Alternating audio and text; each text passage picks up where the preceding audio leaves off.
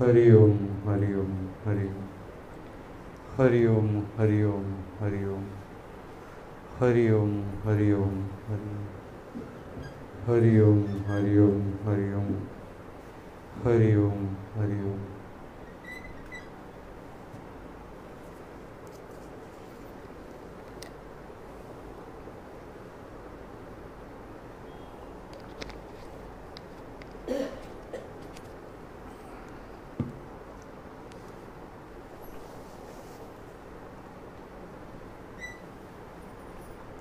सच्चिदानंद श्री राम श्री राम।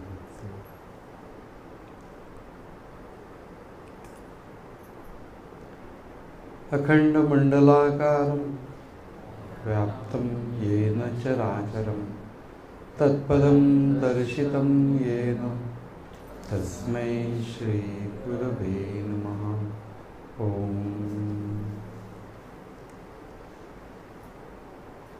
सर्वांभूती दया, शांतिपै निर्धार, तो योगी पै साचार जगी ये।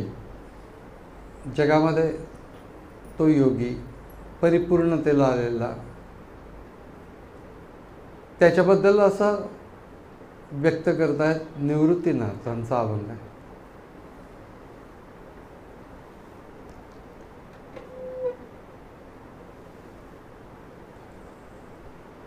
आत्मौपम्येन सर्वत्र स्वतःच्या सारखं सगळं जग आहे हा एक भाग, आणि आत्मस्वरूप जे आहे आपलं तेच आत्मस्वरूप आणि इतरांचं आत्मस्वरूप हे एकच आहे, आणि अशा रीतीने सगळं जग एक आहे असं ज्ञान ज्याला झालेलं आहे तो योगी व्यक्तिमत्वाच्या पातळीवरती पाहिलं तर तो कसा असतो, तर सगळ्यांच्याबद्दल त्याला ज्या ज्या व्यक्तींना अडचण आहे, त्रास आहे, सगळ्यांच्याबद्दल त्याला दया आहे। सर्वांभूती दया म्हणजे सगळ्या माणसांच्या बाबतीतच असं नाही, सर्व भूतमात्रांच्या बाबतीमध्ये दया।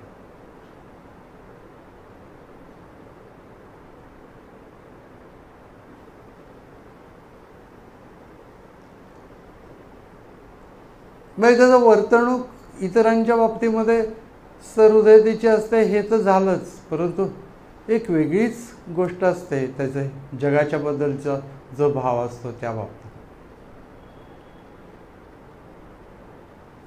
श्रीधर स्वामी महाराजांचं उदाहरण आहे की असे चाललेले असताना, म्हणजे वनातच तपस्या करत असत, त्यावेळेची गोष्ट आहे की मुंगीसुद्धा जर वाटेत दिसली त्यांना पाण्यामध्ये बुडती आहे असं, तर काडी घेऊन पहिल्यांदा ते तिला त्या काडीवरती घेऊन बाजूला ठेवायचे आणि मग नंतर पुढे जायचे। अर्थात विनोबांनी म्हटले त्याप्रमाणे हा त्याचा व्यवसाय नसतो। सर्वांभूती दया सारखं तेच करत बसले असं नाही, सहस्वभाव होऊन गेलेला। सर्वांभूती दया शांतीपै साचार, आत्यंतिक शांती। रामदास स्वामींची शांती त्याचं उदाहरण आपण बघितलेलं असेल, अनेक वेळेला कधी कधी ऐकलं असेल की सकाळच्या वेळेला अगदी पहाटेच्या वेळेला श्रीराम म्हणत ते ज्यावेळेला त्या साताऱ्याला बाजी कुलकर्णी मुख्य होते तिथले अधिकारी, त्यांच्या घराच्या पुढे येऊन जय जय रघुवीर समर्था असं म्हटल्यानंतर त्यांची बायको ते पूर्वीच्या काळी चुलीला पोतेरं करतात तशा प्रकारचं हातामध्ये पोतेरं होतं तिच्या, तिला वाटलं की रामनाम सकाळच्या वेळेला काय घेतात, म्हणजे एकच गोष्ट माहिती आहे की कोणी गेलं की राम राम, तर तिला ते अशुभ वाटलं म्हणून तिने ते पोतेरं त्यांच्या तोंडावर फेकून मारलं, तर त्यावेळेला समर्थांनी काय करावं? मी आपण काय केलं असतं हा प्रश्न वेगळाच आहे, पण समर्थांनी काय करावं? ते पोतेरं घेऊन ते धुवून त्याच्या वाती केल्या आणि त्या हनुमानाच्या मंदिरामध्ये लावल्या आणि कशी प्रार्थना केली की जशा जशा या वाती जळतील तसं तसं जगातलं अज्ञान जळू देत. शांतीपैकी साचार. साचार असं म्हणण्याचं कारण नुसती शांती असं नाही, आचारामध्ये आलेली आहे.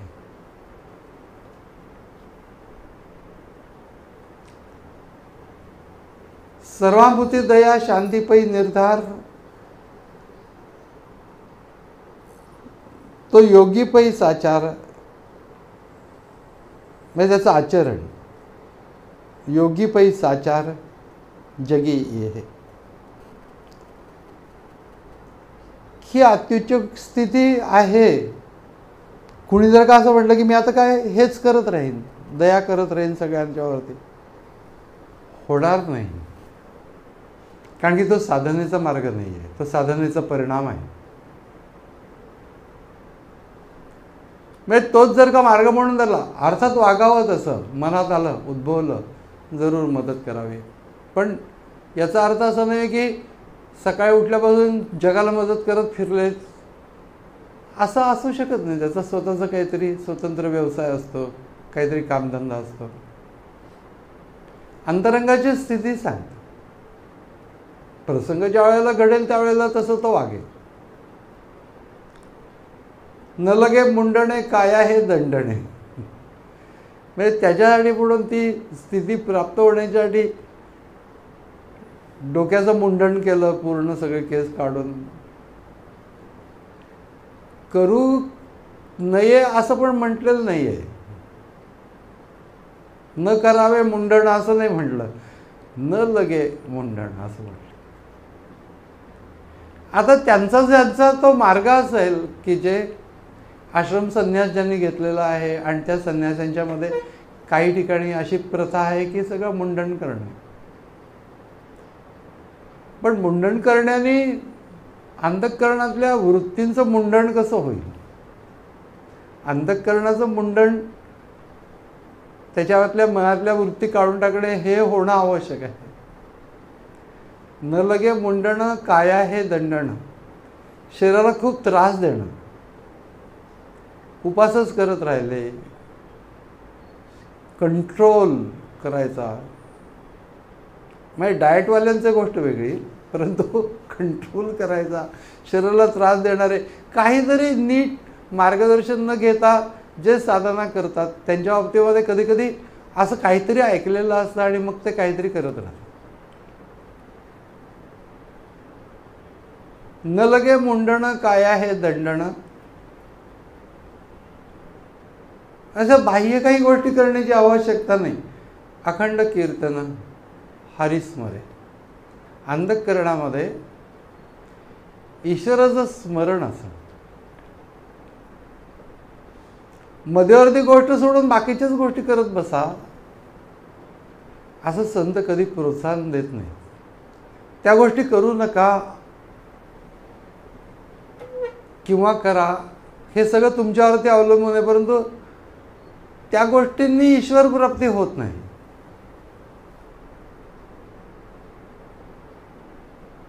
आता वस्तुतः योगपर अभंग आहे, पण त्याच्यामधलं बाह्य काय आहे ते पहिल्यांदा सांगितलं की त्याची आंतरिक स्थिती काय होऊन गेलेली असते आणि त्याच्यासाठी त्यांनी काय केलेलं असतं, आणि तुम्ही देखील काय करा हे सांगतायत की त्यांनी काय केलेलं असतं. तर अंतरामध्ये ईश्वराचं अनुसंधान ठेवलेलं असतं. समजून घेऊन करणं परमार्थ. न लगे मुंडणे काया हे दंडणे. अखंड कीर्तने स्मरे हरी. ईश्वराचं स्मरण कर.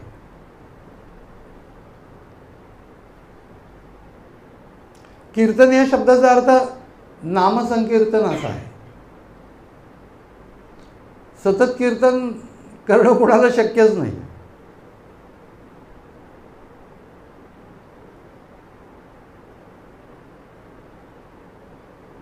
नामसंकीर्तन साधन पै सोपे, जळतील पापे जन्मांतरीची न लगे सायास, जावे वनांतरा सुखे येतो घरा नारायण. पुढे लगेच तुकाराम महाराज सांगतात, ठाईच बैसोनी करा एक चित्त, आवडी अनंत आळवावा. हे योगच आहे. व्यवहारात असताना अंतरामध्ये एखाद्या नाममंत्राने ईश्वर स्मरण करत राहणे आणि एकांतामध्ये प्रत्यक्षतः त्याचा वेध घेणे. ठाईच बैसोनी करा एक चित्त, आवडीने करायचं. अनंत आळवावा, असं पण म्हटलं नाही की विठ्ठलाला आळवावं. या संतांचं ज्या वेळेला सर्वांच्या सदीचं विधान असतं त्यावेळेला ते कुठल्याही एकाच विशिष्ट देवतेची तुम्ही उपासना करा असे आग्रह धरत नाही.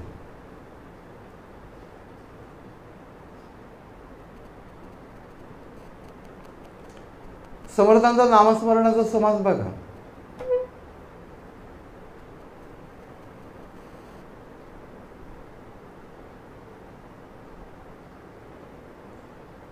अखंड नाम स्मरत जावे, नामस्मरणे पावावे समाधान, अशी त्याची सुरुवात आहे. त्याच्यामध्ये राम हे त्यांचं उपास्य दैवत असून ते आणलेलं नाही त्यांनी. तुम्हाला पाहिजे ते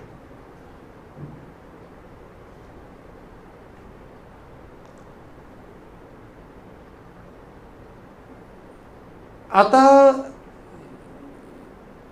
जास्ती खोलामध्ये उतरतं अभंग. शिव जाणे जीवी क्षरला चैतन्य. एकदम हे सगळं सोडूनच दिलं. एकतर योगी पुरुषाची अंतिम स्थिती सांगितली, त्या परत जाण्याचा मार्ग, त्याच्यामध्ये नामस्मरण अनुसंधान करा हे सांगितलं.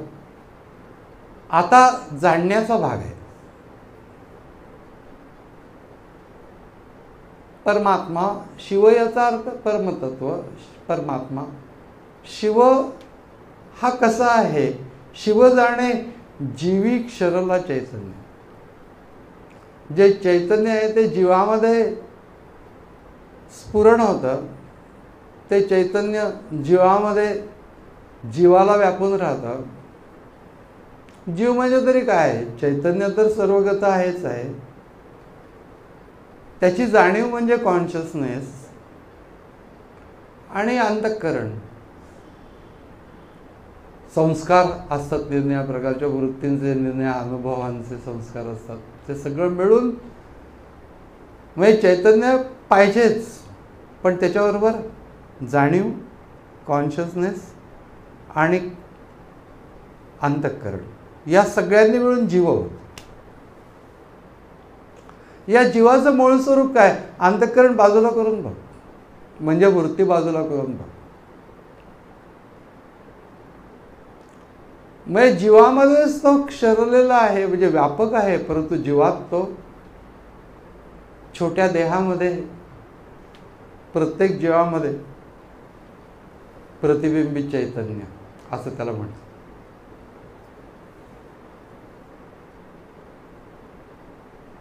क्षरला चैतन्य, तोच जीव शिव आहे. शिव जाणा, ते कसं जाणणार? तर जीवी क्षरला चैतन्य, जीवामध्ये जे चैतन्याचं क्षरण आहे, म्हणजे आतमध्ये ते शिरून राहिलेलं आहे, चैतन्य स्वरूपामध्ये आहे. क्षरला चैतन्य हे जीवी कारुण्य सदा भावी. आता इथे जीवी या शब्दाचा अर्थ अंतःकरण असा आहे. हे देवाचं कारुण्य आहे की तुला त्याला भेटायचं आहे. एक नैसर्गिक भावना असते माणसाची की ईश्वर प्राप्ती झाली पाहिजे, केव्हा तरी त्याची भेट झाली पाहिजे, त्याची प्राप्ती झाली. वेगळ्या वेगळ्या प्रकाराने ईश्वराच्या संबंधी, परमात्म्याच्या संबंधी असलेली ओढ असते.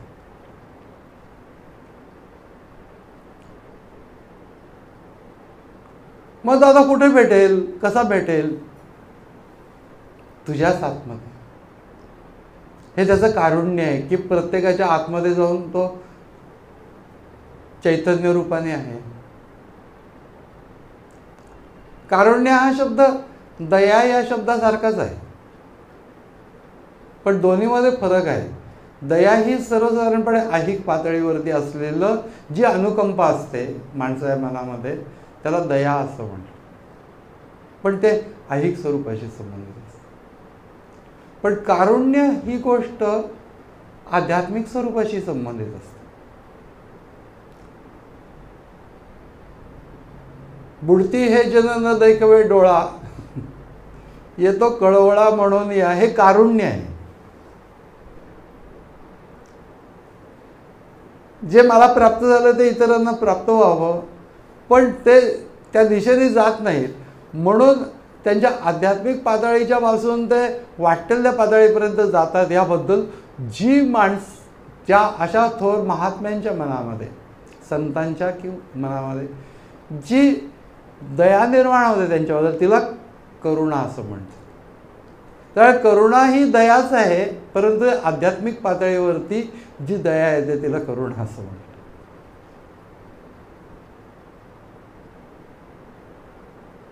म्हणून आपण इतरांच्यावरती मदत करतो, काय करतो, त्याचा एकंदर ती परिस्थिती त्याची बघितल्यानंतर मला सहन होत नाही म्हणून मी त्याच्यावर करुणा नाही करत, मी त्याच्यावर दया करत असतो. परंतु देव जो आमच्यावरती करतो तो दया करत नाही, तो आमच्यावर करुणा करतो.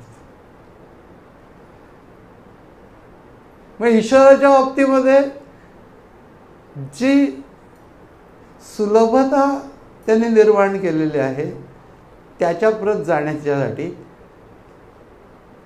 जीवाची अधोगती पाहून तो ऊर्ध्वगतीला जावं याच्यासाठी त्याला करुणा असं म्हणतात. संतांच्या मनामध्ये जी उद्भवते इतरांची जी अशा प्रकारची केवळ ऐहिक गोष्टींच्या मध्ये रमलेलं आहे, त्याच्यामध्ये त्याला करुणा असं म्हणतात. म्हणजे मग एखाद्या राजाची सुद्धा एखाद्या साधूला करुणा येऊ शकते. अरे ऐश्वर्यवान काय राजा आहे, पण नाही, याच्यातच मग्न आहे. म्हणून त्याला त्याच्याबद्दल जे वाटतं की या ठिकाणी तो बुडून जाऊ नये, म्हणून त्याला जे आतून वाटतं त्याच्याबद्दल प्रेम असतं त्याच्या पाठीमागे. परंतु एक प्रकारची जी आध्यात्मिक पातळीवरची दया, तिला करुणा असं म्हटलं जातं. म्हणजे जवळजवळचे शब्द असतात, पण थोडासा त्याच्यामध्ये वेगळा भाव असतो. कोणत्याही भाषेमध्ये अगदी एका अर्थाचे दोन शब्द नसतात, त्यांच्यामध्ये थोडीशी छटा असते वेगळी. तसं करुणा हा शब्द वापरलेला आहे. हे जीवी करुणा आहे, ईश्वराची करुणा आहे की त्याला भेटायचा मार्ग त्यांनी तुझ्याच आतमध्ये ठेवलेला आहे. भेटायची इच्छा नैसर्गिक आहे. ईश्वर प्राप्ती व्हावं हे नैसर्गिक वाटतं माणसं. पण जाणार कसं? अनंत गोष्टी केल्या तरी तो भेटतच नाही किंवा त्याचा लाभ होत नाही असा अनुभव आहे तुझ्याच आत. तेवढंच फक्त तुझं पाहायचं राहतंय. एका गाडीतनं फर्स्ट क्लासच्या कंपार्टमेंटमधनं 2 चोर चाललेले असतात. आता चोर म्हटल्यानंतर श्रीमंतच असतात. फर्स्ट क्लासच्या कंपार्टमेंटमधनं 2 चोर चाललेले, दोघंही एकमेकांना ओळखून असतात की हे चोर आहे म्हणून.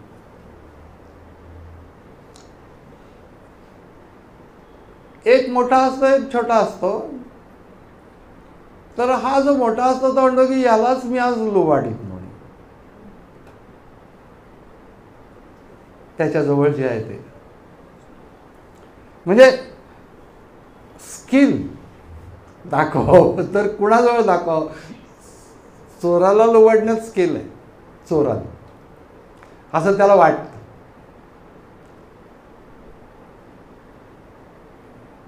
दुसरा असतो तो शांत असतो. आणि झोपतो तो निवांतपणाने. हा म्हणजे ते सगळं आवरून बिवरून येतो बाहेर झोपण्यापूर्वीचं, दोघंही म्हणजे.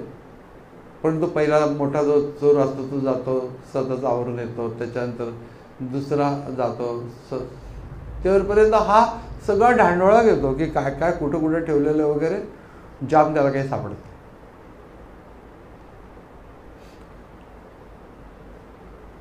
मग झोपतो दुसरा, हा जागा असतो, बघत असतो, कुठल्या ना कुठल्या तरी प्रकाराने त्याच्या सगळ्या गोष्टी तपासतो, पण त्याला काही झालं तरी ते काय त्याचं पाकिट किंवा काही सापडत नाही.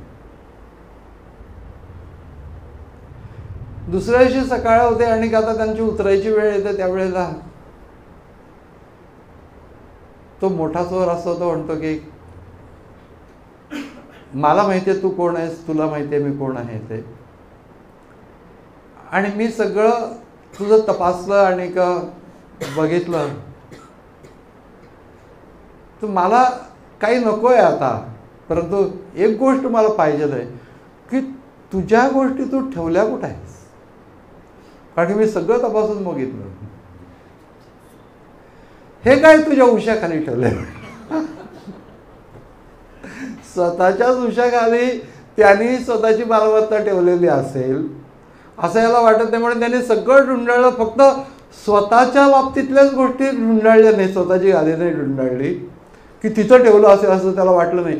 तसं देवानी सगळीकडं तो असला तरी देखील प्रत्येकाच्या आतमध्ये ठेवलेलं आहे स्वतःला, आणि तिथं पाहण्याचं माणसाचं राहून जातं, बाकी सगळीकडे तो पाहायचा प्रयत्न करतो. ही त्याची करुणा आहे की तुला फार लांब जायला लागणार नाही, कुठेतरी वेध घे, तिकडं जा तिकडं जा तिकडं जा, तीर्थयात्रा कर, अमुक कर तमुक कर, काही करायला लागणार नाही. तू जिथं असशील तिथं आहे तो तुझ्या आत. ही त्याची करुणा आहे की तुला काही कष्ट पडू नये म्हणून, पण ती तुला कळत नाही.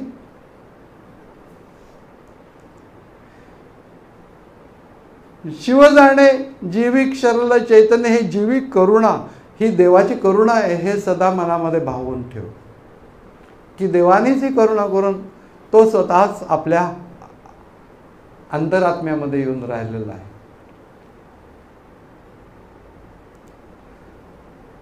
अप्रतिम दृष्टांत देतात. अनंत तारका सगळीकडे जगामध्ये रात्रीच्या वेळेला पाहिलं तर दिसतात, परंतु जेव्हा का सूर्य उगवतो त्या गुलुप्तच होऊन जातो. गगनी सूर्य तपे, अनंत तारा लोपे, एकची स्वरूपे आत्मा तैसा. आत्मस्वरूपामध्ये आत्मस्वरूप प्रगट झाल्यानंतर ज्या सगळ्या वृत्तीरूप तारका असतात त्या सगळ्या लोप पावतात, अंतःकरणाच्या सर्व वृत्ती.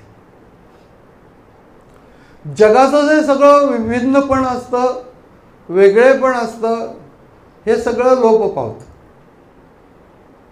निवृत्तीनाथ असं म्हणतात की प्रत्येकाचं वेगळेपण आहेच आहे, प्रकृतीच्या अंगाने आहे. अंतरंगामध्ये असलेलं आत्मस्वरूप हे सगळ्यांचं एकच आहे, त्याच्याबद्दलची जी जाणीव आहे ती पण सगळ्यांची एकच आहे. पण ते कळेल कसं? विचाराने पटतं, परंतु देखील ते जर का कळायला पाहिजे असेल, अनुभव यायला पाहिजे असेल, तर स्वतःच्या आत्मस्वरूपाचा अनुभव घे, म्हणजे तुला विश्वातलं आत्मस्वरूप दिसेल. तू विश्वातलं आत्मस्वरूप एकदम पाहायला गेलास तर तुला ते कळणारच नाही, म्हणून स्वतःच्या आत्मस्वरूपाचा प्रथम अनुभव घ्यायला पाहिजे. मग असं म्हणतात की गगनी सूर्य तपे, आणि एकदा का तो अडचण काय येत आहे, तसा वेध घ्यायला लागला की अनेक प्रकारच्या वृत्तीच मध्ये येतात, अंतःकरणच मध्ये येतं, परंतु एकदा का ते तुला समजलं आणि का ते आत्मस्वरूपाची जाणीव स्पष्ट झाली की सगळ्या तारा जशा लोप पावतात सूर्यप्रकाश झाल्यानंतर, तशा प्रकारे सर्व विभिन्नता, सगळं वेगळंपण, त्याच्यानंतर सगळ्या वृत्ती या सगळ्या लोप पावतात.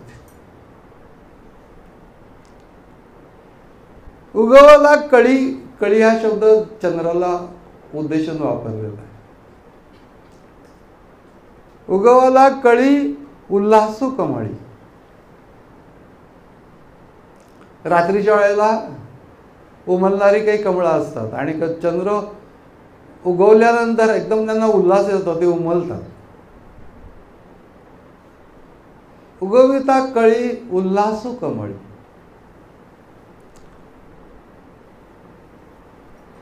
मग चंद्र उगवल्यानंतर तसं आत्मचंद्र, आता इथं चंद्राची उपमा दिलेली आहे की अंधकरण सगळं प्रफुल्लित होऊन जातं. उगवता कळी उल्हासू कमळ तैसा हा मंडळी म्हणजे गगन मंडळी चंद्रदेखा. आता हे मंडळ कुठं आहे? गगन मंडळ म्हणजे चिदाकाश.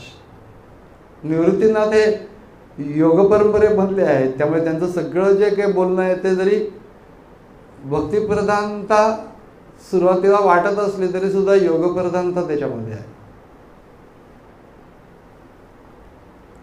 ते म्हटलं तैसा तो मंडळी चंद्र देखा. मंडळ म्हणजे कुठलं मंडळ? गगन मंडळ. गगन मंडळ कुठं आहे? तर या आकाशामध्ये पाहायचा मार्गच नाहीये. ते गगन मंडळ म्हणजे चिदाकाश, आपल्या मस्तक आकाश ज्याला म्हटलं जातं. आतमध्ये डोळे मिटल्यानंतर आपण जिथे लक्ष केंद्रित करतो ते जे सेंटर ऑफ परसेप्शन ज्या ठिकाणी आहे त्या ठिकाणी तो जो सगळा भाग आहे तो गगन मंडळ. त्या गगन मंडळामध्ये अवधान केंद्रित करता करता करता आत्मस्वरूपाची जाणीव स्पष्ट होते आणि तो जणू काही चंद्र उगवला आहे.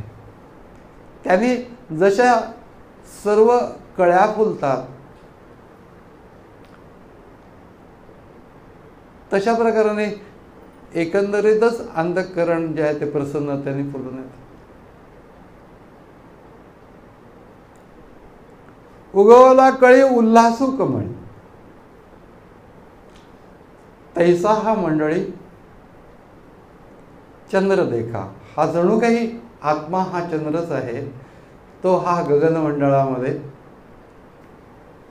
ज्या वेळेला उगवतो म्हणजे तिथं आहे, परंतु तो प्रत्यक्षतः जाणवतो, समजतो, त्याचा अनुभव येतो. त्यावेळी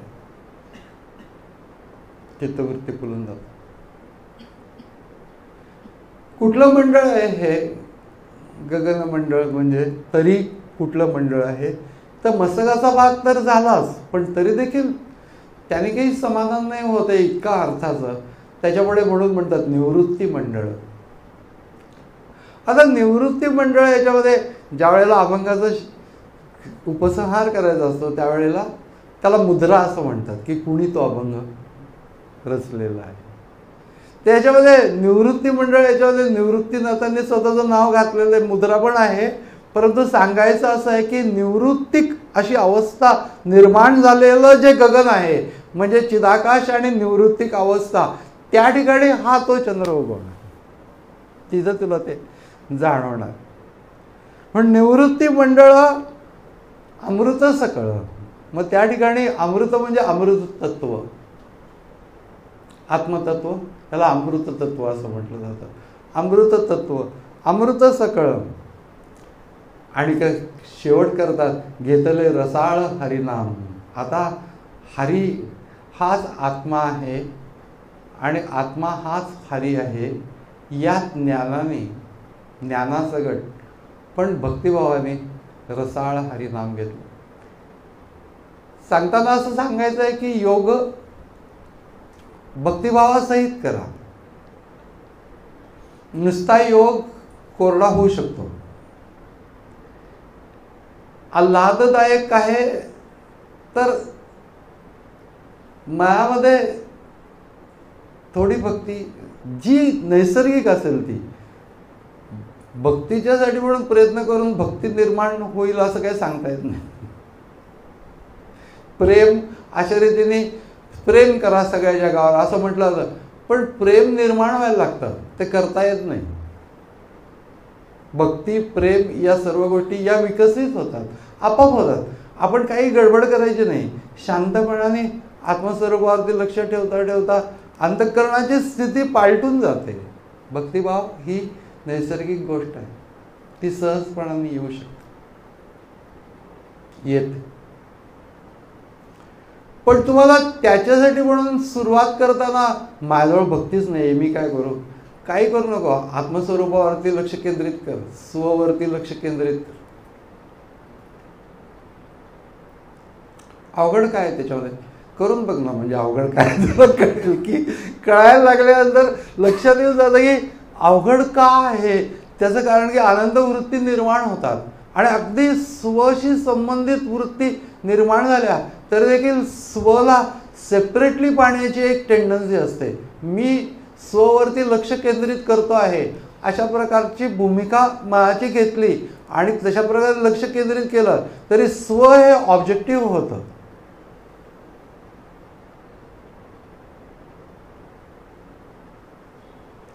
पण त्याच्याशी जे चित्ताची समरसता प्राप्त होणं आहे ती होत नाही, कारण की ते ऑब्जेक्टिव्ह आहे. चित्त सेपरेट राहतं, पाहणारा सेपरेट राहतो, ज्याला पाहायचं तो सेपरेट राहतो. पाहते पाहणे गेले दुरी म्हणे चोखयाची महरी, असं जे ती अंतिम अवस्था सांगितलं की पाहण्याची वृत्तीच निघून गेली. पाहता पाहता तया पाहता पाहता तेची आहे, तया पाहता पाहणे जात आहे. कितीतरी प्रकाराने संतांनी प्रगट करण्याचा प्रयत्न केला की पाहण्याची वृत्ती राहते ती पण जायला पाहिजे आणि स्ववरतीच अवधान केंद्रित करायला पाहिजे. सेल्फवरती अवधान केंद्रित करायचं, अटेन्शन फोकसिंग ऑन सेल्फ, पण नॉट ॲज अन ऑब्जेक्ट. स्व सुद्धा माणूस ऑब्जेक्ट या स्वरूपामध्ये पाहण्याचा प्रयत्न करतो आणि त्या ठिकाणी गफलत होते. अगदी शेवटी चांगल्या अवस्थेमध्ये आहेत, वृत्ती नाही आहेत, फक्त स्ववरतीच लक्ष केंद्रित करायचं आहे. पण ते जर का ऑब्जेक्टिव्हली केलं तर ते त्या ठिकाणी पुन्हा पाहणारा वेगळा आणि तो स्व वेगळा असं होऊन राहतं.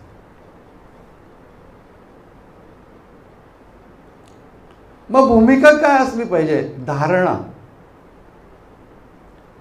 किंवा ती प्रक्रिया करताना सब्जेक्टिव्ह सेल्फ.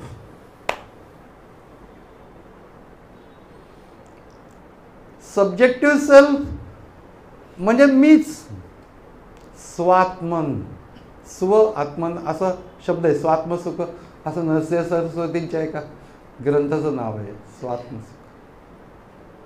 आता आत्म आहेच आहे ना, मग परत स्व बनण्याचं कारण काय आहे? एवढ्यासाठी आहे की ते सब्जेक्टिव्ह सेल्फ, ऑब्जेक्टिव्ह सेल्फ नाही आहे.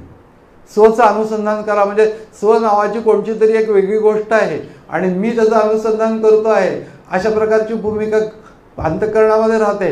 सुरुवातीला नक्की राहते, त्याच्यात काही शंकाच नाही आहे. परंतु तसं करता करता स्वतःला समजून सांगून सब्जेक्टिव्ह सेल्फ असं वाटलं की वृत्ती सगळ्या डक्कन बंद होऊन जात. जोपर्यंत ऑब्जेक्टिव्ह सेल्फ आहे त्याच्याबरोबर त्या अंतःकरणाच्या वृत्ती त्याच्याशी असोसिएटेड राहतात. थोड्याफार प्रमाणामध्ये, जास्ती प्रमाणामध्ये. काही केलं तरी की तिथंच आहे परंतु दिसत नाहीये असं जे होत आहे ते बघूच नकोस. तू जो बघण्याचा प्रयत्न करतो आहेस, सेपरेटली बघण्याचा प्रयत्न करतोयस, स्वला सुद्धा सेपरेटली पाहण्याचा प्रयत्न करतोयस, याच्यातनं ती एकरूपता प्राप्त होत नाही की त्या ठिकाणी ते द्वैत राहतं. म्हणून पाहायचं जर का आहे तर ते आपण वैचारिक दृष्टीने वगैरे सगळं ठरवून घेणं वगैरे सगळं वेगळं आहे. पण प्रत्यक्ष प्रक्रिया करताना पाहते पाहणे गेले दुरी, पाहण्याची अशा प्रकारची भूमिका नको आहे. सुरुवातीला राहते, कितीही म्हटलं तरी राहतेच, डोळे मिटले तरी पाहण्याची भूमिका राहते. पण अगदी स्ववरतीच लक्ष केंद्रित करायचं म्हटलं तरी स्व एक ऑब्जेक्ट राहतं. सब्जेक्टिव्ह सेल्फ अशा भूमिकेमध्ये जर का तुम्ही स्ववरती अवधान केंद्रित करणे, हे अवधान केंद्रित करणे ही पण प्रक्रिया निघून जाते. पण सुरुवातीला असते, काही काळानंतर अवधान केंद्रित करायचं म्हटलं तर ज्याच्यावर अवधान केंद्रित करायचं ती गोष्ट वेगळी, जो अवधान केंद्रित करतो तो वेगळा, असं ऑल द टाईम राहील. पण तेवढपर्यंत ते राहणारच आहे अवधान केंद्रित करायच्यासाठी. म्हणून प्रक्रियेमधनं शेवटी द्वैतातनंच अद्वैतामध्ये जायला काही काळाचं का होईना ते अनुभवत असतो. पण अद्वैत ज्या वेळेला आम्ही ती जाणीव असते अस्तित्वाची, त्या अस्तित्वाची जाणीव फक्त धरून राहणे, स्वतंत्रपणाने स्वला पाहण्याचा प्रयत्न न करणे. ही जी गोष्ट आहे ती गोष्ट पाहण्याची वृत्ती पण मावळली, काही पाहायचं नाही आहे अशा प्रकारची भूमिकाच चित्ताने घेतल्यानंतर स्ववरतीच ते पूर्णपणाने राहते. अवधान केंद्रित करतो आहे अशा प्रकारची भूमिका पहिल्यांदा घ्यायला लागते, नंतर अवधान केंद्रित करतो ही पण भूमिका जाते. स्वची जाणीव स्पष्ट झाल्यानंतर काही करायचं नाही, त्या जाणीवेमधनं वृत्तीरहित अवस्थेमध्ये सेल्फमध्येच राहणे, त्याला मी सब्जेक्टिव्ह सेल्फ असं म्हटलं की ऑब्जेक्टिव्ह सेल्फ नाही, ॲज अन ऑब्जेक्ट त्याच्याकडे पाहायचं नाही. असं केल्यानंतर निवृत्ती मंडळ, हे निवृत्ती मंडळ म्हणजे अशा प्रकारची कुठल्याही प्रकारे ते पहिल्यांदा जे होतं ते मंडळी चंद्र जैसा असं ते आत्मस्वरूपाला म्हटलेलं आहे, ते गगन मंडळ चिदाकाश जिथे आम्हाला त्याची अनुभूती येते ते त्याच्यामध्ये निवृत्ती मंडळ याचा अर्थ पाहण्याची वृत्ती सुद्धा गेलेली आहे. अशा प्रकारे आत्मस्वरूप स्व, म्हणून ते स्वात्म असं शब्द येण्याचं कारण ते आहे की दोनदा काय येत आहे ते स्व आणि आत्मा याचं कारण की एक जे आहे ते पाहण्याच्या वृत्ती सगळं असलेलं स्व आहे, ती धरून चालायला लागते. शेवटी तिथून ते मूळ आत्मस्वरूपावर जातं. मीच तो आत्मा आहे.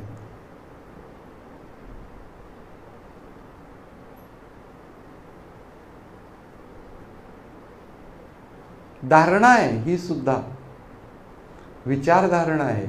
पण सगळं काय असतं की बेसिक स्ट्रक्चर ऑफ माइंड त्या विचारधारणेने तयार करायला लागतं आणि प्रक्रिया करायला लागते. आणि प्रक्रिया करताना जर विचारधारणा तुमच्या पक्क्या असतील तर तुम्हाला त्या प्रक्रियेमध्ये मदत करतात की येस मला हे काही नाही करायचं. एका टप्प्यापर्यंत मी स्ववरती अवधान केंद्रित करीन, नंतर मला असं लक्षात येईल की स्ववरती सुद्धा स्वतंत्रपणाने अवधान केंद्रित करायची गरज नाही आहे, कारण अवधान करणारा वेगळा राहतो म्हणून केंद्रित करणारा. म्हणून केवळ स्व अनुभव घ्यायचा, हा वैचारिक भाग समजून घेऊन ज्या वेळेला ध्यान करेल त्यावेळेला त्याला त्या निवृत्ती मंडळाचा अनुभव येईल. काही नाही आहे, कुठल्याही प्रकारचं वृत्ती नाही आहे, निरभ्र आकाश ज्याच्यामध्ये ढग नाहीत असं तशा प्रकारे वृत्ती नाहीत अशा प्रकारचं जे चिदाकाश आहे त्या चिदाकाशामध्ये पाण्याची वृत्ती पण नाही आहे अशी स्थिती. त्याच्यामध्ये स्व आहे आणि तोच मी.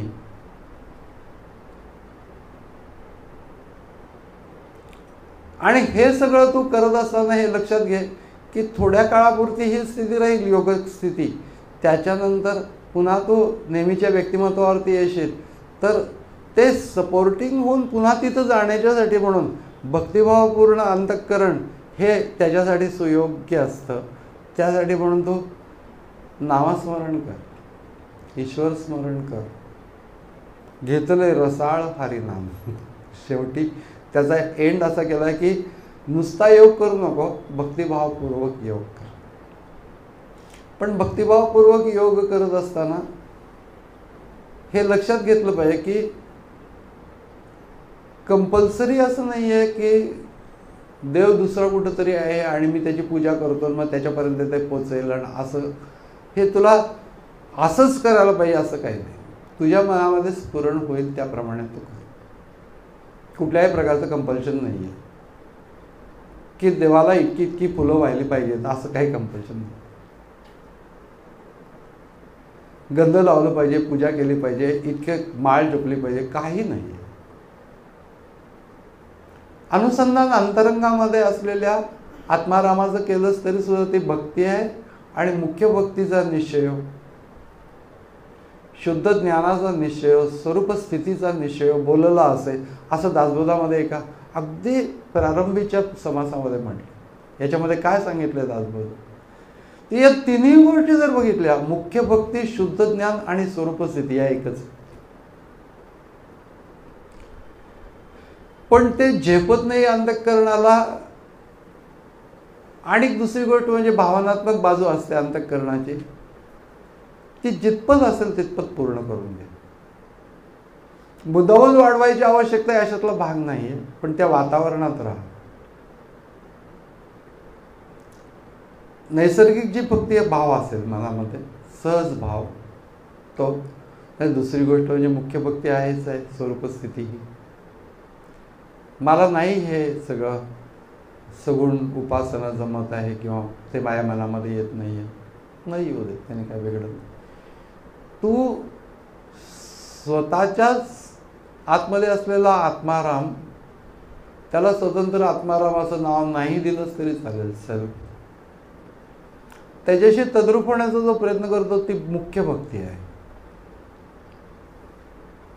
कारण तद्रूप होण्याचा प्रयत्न करताना द्वैत हे आहेच. तद्रूपतेच्या अवस्थेमध्येच फक्त द्वैत संपणार आहे काही काळापुरतं. मग त्याचा संस्कार होईल. त्या संस्काराचा प्रभाव संपूर्ण जीवनावरती पडतो दररोजच्या. म्हणून रोज उपासना या टप्प्यापर्यंत जाणे की सेल्फ विदाउट थॉट, आणि तो सुद्धा सब्जेक्टिव्ह सेल्फ, स्वतत्व. असं झालं की एक प्रकारचा ॲश्युरन्स डेव्हलप होतो आतमध्ये की येस मला हे जमलं. योगिक स्थितीला कुणीतरी शाबासकी द्यायला लागते आणि मग पुढे पाऊल टाकायला लागतं. कोण देणं शाबासकी? आपली अंतरंग स्थिती फक्त आपल्यालाच माहिती असते, बाकी कोणाला माहिती नसते. गुरूंना कळते ती, ही गोष्ट खरी आहे, पण तरी देखील आपल्याला माहिती असते. सारखं गुरु आपल्याकडं कुठं पाहणार आणि आपल्याला सांगणार कुठे, आपल्याला ते कळतं. तर ही गोष्ट लक्षात ठेवायची की असेसमेंट करताना किती वेळपर्यंत सब्जेक्टिव्ह सेल्फवरती आहे, त्या प्रमाणामध्ये माझा डेव्हलपमेंट होते आहे असं लक्षात ठेवायचं. निवृत्ती मंडळ अमृत, सगळं सगळीकडे अमृत तत्व आहे. पण या सगळ्या शब्दांचा पण विचार करायला नको. हे समजून सांगण्यासाठी असलेले शब्द आणि त्याला सपोर्टिंग नामस्मरण करत राहा. मग तुला विशिष्ट सगुण रूपाचं नामस्मरण नाही जमत आहे, मला ओम म्हण नामस्मरणाचं. वेदकालापर्यंत, उपनिषदांच्या कालापर्यंत दुसरं कुठलं नामच नव्हतं, ओम हेच नाम होतं. त्याच्यानंतर अनेक नामं आली. त्याच्यामध्ये भगवान शंकरांनी विशेष करून योगमार्ग प्रस्तुत केला. त्यामुळे शिवांचं नाव, राम नाम, या सर्व गोष्टी एकामागून एक विकसित झाल्या. पण सर्व नामं जे आहेत ते ओंकारामध्ये समाविष्ट आहेत.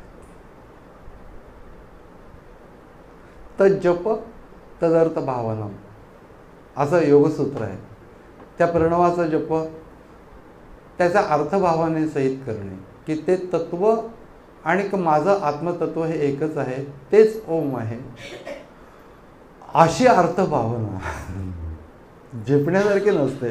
आपण साधारण भावनेने करतो, परंतु कशाही भावनेने केलं तरी देखील ते एक सपोर्टिंग असतं. ज्याची सगुणावरती भक्ती असेल त्याने ती सगुण भक्ती घेऊन पुढे जावं. ज्याची सगुणावर भक्ती नाही त्याने आत्मस्वरूपावरती भक्ती ठेवणे. म्हणजे भक्त म्हणजे युक्त असणे, याची भावनात्मक बाजू म्हणजे भक्ती. आणि भावनात्मक भाग बाजूला ठेवून नुसतं युक्त असण्याची प्रक्रिया म्हणजे योग आहे, युक्ती. त्या प्रक्रियेला युक्ती असं म्हटलं जातं. म्हणून युक्ती आणि भक्ती या सारख्याच आहेत मुळात, फक्त एकाला भावनेचा अंग आहे. आणि अगदी ज्या वेळेला योग साधना प्रत्यक्षता करत असाल त्यावेळेला तुम्हाला त्या भावनेचं अंग पण थोड्या वेळ बाजूला ठेवायला लागतं. पण अदरवाईज त्या भावनेच्या अंगासहित जर का तुम्ही योग साधना केली तर जास्त सुलभ होते. म्हणजे इथं स्वातंत्र्य आहे. अमुकच एक नाम घेतलं पाहिजे, अमुकच देवाची उपासना केली पाहिजे असं नाही आहे. पण सगळं समजून घेऊन करायला पाहिजे. हरिओम तत्सत. पुंडलिक वरदा हरी विठ्ठल श्री ज्ञानदेव तुकाराम पंढरीनाथ महाराज की जय. जगद्गुरु श्री ज्ञानेश्वर महाराज की जय. जगद्गुरु श्री तुकाराम महाराज की जय. परमहंस सद्गुरु स्वामी स्वरूपानंद महाराज की जय. परमहंस सद्गुरु स्वामी माधवनाथ महाराज की जय. सर्व संतन की जय. जय जय रघुवीर समर्थ. नमितो योगी थोर विराट तत्वज्ञानी संत तो सत कविवर परात्पर गुरु ज्ञानदेव भगवंत. ओम. फार प्रचलित नाही आहेत निवृत्तीनाथांचे अभंग, कारण की त्याला चालीलोन म्हटले गेलेले नाहीत म्हणून. आम्ही चकोर हरिचंद्रमा हे अभंग सुद्धा इतके अप्रतिम आहेत, खूप सुंदर. ज्ञानेश्वर महाराजांचे त्यांची साधारण टाकणी सारखीच आहे, परंतु निवृत्तीनाथांच्या अभंगामध्ये योगप्रधानता ज्ञानप्रधानता जास्ती आहे. कारण की ते योग परंपरेमधून आहेत ना. गोरक्षनाथ, गहनीनाथ, निवृत्तीनाथ, आदिनाथांच्यापासून परंपरा सुरू झाली. आदिनाथ, मच्छिंद्रनाथ, गोरक्षनाथ, निवृत्तीनाथ, म्हणजे ते सगळे टोटल योग परंपरा होती पूर्वीची काळात. ज्या पद्धतीचा योग प्रचलित होता त्याच्यामध्ये हठयोगाचा पण भाग होता. त्या सगळ्या ह्याच्यातनं हे गेलेले आहेत. तुम्ही ज्ञानेश्वरी जर बघितली तर त्याच्यामध्ये तुम्हाला हठयोगाचा भाग पण दिसेल. इतरत्र भगवद्गीतेत न आलेला सुद्धा हठयोगाचा भाग ज्ञानेश्वरीमध्ये तुम्हाला दिसेल. अप्रतिमरीतीने मांडलेला आहे. याचं कारण की कुठेतरी ज्ञानेश्वर महाराजांना असं वाटलं की हठयोगाच्या नावाखाली लोक वाटेल ते करतात, ते नक्की काय ते समाजाला समजावं म्हणून मोठ्या करुणेने त्यांनी तो लिहिलेला. अप्रतिम आहे तो. पण ही गोष्ट मुद्दामून लक्षात ठेवली पाहिजे की आत्मस्वरूपावर लक्ष केंद्रित करणे हा गीतेचा मध्यवर्ती योग मार्ग आहे. आणि तीच गोष्ट भक्ती म्हणून पण सांगितलेली आहे समर्थांनी, किंवा मुख्य भक्तीचा निश्चय याच्यामध्ये हीच गोष्ट. भक्त म्हणजे विभक्त नव्हे आणि विभक्त म्हणजे भक्त नव्हे. विचारे वेण काहीच नव्हे समाधान तस्मात विचार करावा. देव कोण तो ओळखावा. आपुला आपण शोध घ्यावा अंतर्यामी. ही सगळी मुख्य भक्ती आहे. पण ती जरी असली तरी भावनात्मक भक्ती ही खूप सपोर्टिव्ह असते. आणि याच्यासाठी म्हणून निवृत्तीनाथांचे जे अभंग आहेत त्याच्यामध्ये तुम्हाला या दोन्ही गोष्टी दिसतील की सहसा योग बाजूला ठेवून केवळ अभंग निवृत्तीनाथांची प्रवृत्तीच नाही आहे ती, कारण की पूर्ण योग स्थितीचेच योगज्ञान स्थितीचं सर्व काही प्रकटीकरण आहे. प्रत्येक ठिकाणी आहे तसं. हळूहळू आपण बघूया काही अभंग.